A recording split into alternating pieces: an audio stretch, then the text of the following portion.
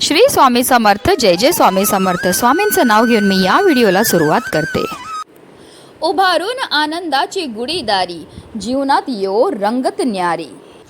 हिंदू नवीन वर्षाची सुरुवात ज्या दिवसाने होते तो दिवस म्हणजे गुढीपाडवा. दरवर्षी चैत्र महिन्यातील शुक्ल पक्षातील प्रतिपदेला गुढीपाडवा साजरा केला जातो. महाराष्ट्राचा अत्यंत महत्त्वाचा आणि 3.5 मुहूर्तापैकी एक असलेला गुढीपाडवा हा सण यंदा 2026 मध्ये 19 मार्च 2026 म्हणजेच गुरुवारी साजरा केला जाईल. गुढी म्हणजे ध्वज, तर मराठीत प्रतिपदेला पाडवा म्हणतात. त्यामुळे या सणाला गुढीपाडवा म्हणून ओळखले जाते. गुढीपाडवा म्हणजे नवचैतन्य आणि मांगल्य, झाल्या गेल्या सर्व गोष्टी विसरून नव्या वर्षाचे जोमात स्वागत करण्याचा दिवस म्हणजेच गुढीपाडवा अर्थात चैत्र पाडवा. गुढीपाडव्याच्या दिवशी आपण श्रीहरी विष्णू आणि माता लक्ष्मीची पूजाही करत असतो.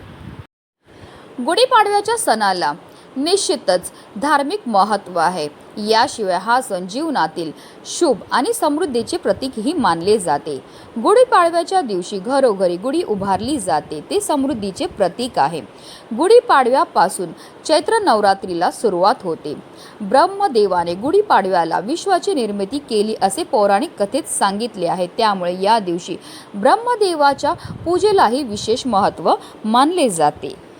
गुढीपाडवा हा 3.5 मुहूर्तापैकी असल्याने या दिवशी जरी शुभ मुहूर्तावर पूजा करता आली नाही तरी तुम्ही संपूर्ण दिवसात कधीही पूजाही करू शकता. याच दिवशी चैत्र नवरात्रीमध्ये देवी दुर्गा मातेच्या 9 रूपांची पूजाही केली जाते. तसेच त्यांच्यासाठी उपवास आणि व्रत केले जाते. चैत्र महिन्याच्या शुक्ल पक्षाच्या प्रतिपदा तिथीला दुर्गा देवीची पूजा केल्याने भक्तांच्या प्रत्येक इच्छा पूर्ण होतात. यासोबतच जीवनातील सर्व त्रासांपासून मुक्तता मिळते. भक्तांवर दुर्गा देवीच्या आशीर्वादाचा वर्षाव होतो. त्यांच्या कृपेने भक्तांना सुख व सौभाग्य प्राप्त होतं. 14 वर्षाचा वनवास संपून आणि रावणाचा वध करून प्रभू श्रीराम जेव्हा अयोध्येत परतले तेव्हा प्रजेने आनंदाने विजयाचे प्रतीक म्हणून गुढ्या उभारल्या होत्या. ऐतिहासिक दृष्टिकोनातून हा सण छत्रपती शिवाजी महाराजांनी परकीय आक्रमकांवर मिळवलेला विजय आणि स्वराज्यातील आनंद साजरा करण्यासाठी महत्त्वाचा मानला जातो. याच दिवसापासून हिंदू नवीन वर्ष म्हणजेच विक्रम संवत सुरू होतं.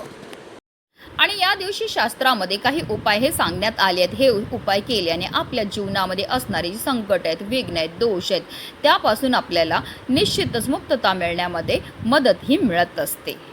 आणि म्हणूनच गुढीपाडव्याच्या दिवशी कोणी कितीही आग्रह केला तरीही अजिबात खाऊ नका ही एक भाजी. ही भाजी जर आपल्याकडनं कळत नकळत खाल्ली गेली तर त्यामुळे माता लक्ष्मी ही आपल्या रुष्ट होईल आणि ज्यामुळे आपल्या जीवनामध्ये दारिद्र्य, संकट, दोष हे निर्माण होणार आहेत.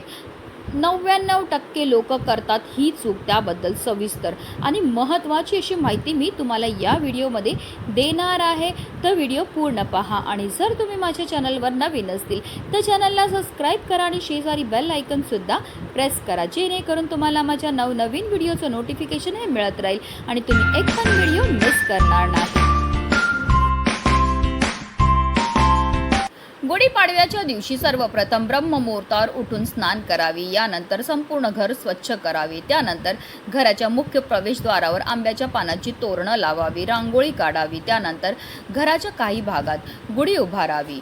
गुढीपाडव्याच्या दिवशी ब्रह्माजींची संपूर्ण कुटुंबासह विधीनुसार पूजा करावी. देवी मातेची पूजा करावी. तसेच गुढी उभारल्यानंतर भगवान विष्णूंची पूजा करावी. गुढीपाडव्यापासून नवीन वर्षाला सुरुवात ही होत असते. म्हणून प्रत्येकाने आवर्जून काळजी घ्यायची आहे की गुढीपाडव्याच्या दिवशी चुकूनही आपल्या घरामध्ये कोणत्याही प्रकारची भांडणं, कलह, कटकटी होणार नाही. कारण असं म्हटलं जातं, जर वर्षाची सुरुवातच आपली भांडणाने किंवा कटकटीने झाली तर पूर्ण वर्षभर आपलं भांडणाचं आणि कटकटीचं जात असतं. तसेच गुढीपाडव्याच्याच दिवशी असते चैत्र नवरात्र आणि म्हणूनच या दिवशी चुकूनही आपल्याला कोणत्याही प्रकारचं तामसी पदार्थाचं सेवन हे करायचं नाही. तामसी पदार्थ म्हणजे मांस, मच्छी, मटण, मदिरा, तंबाखू, गुटखा या प्रकारच्या कोणत्याही पदार्थाचं आपल्याला सेवन हे घरात सुद्धा नाही करायचं आहे की आपल्या घरातल्या इतर सदस्यांनी बाहेर जाऊन सुद्धा करायचं नाही. जर कळत नकळत आपल्याकडनं या प्रकारच्या पदार्थांचं सेवन केलं गेलं तर आपल्या जीवनामध्ये अनेक प्रकारच्या समस्यांना आपल्याला सामोरं हे जावं लागू शकतं आणि वर्षभर आपल्याला ह्याचे भोग जे आहेत ते भोगावे लागतात.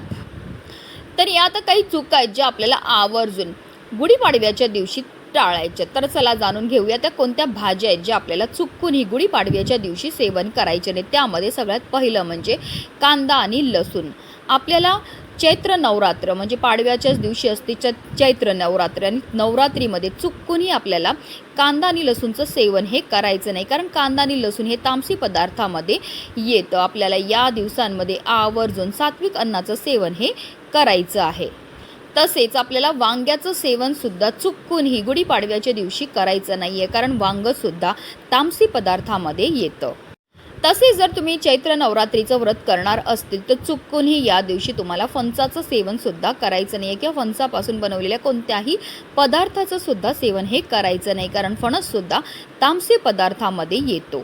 तसेच ज्या भाज्या जमिनीखाली उगवतात जसं की गाजर आहे, कांदा आहे, मुळा आहे, बीट आहे, बटाटा आहे, इतरही ज्या भाज्या जमिनीखाली उगवतात त्या भाज्यांचं सेवनसुद्धा आपल्याला चुकूनही गुढीपाडव्याच्या दिवशी करायचं नाही आहे.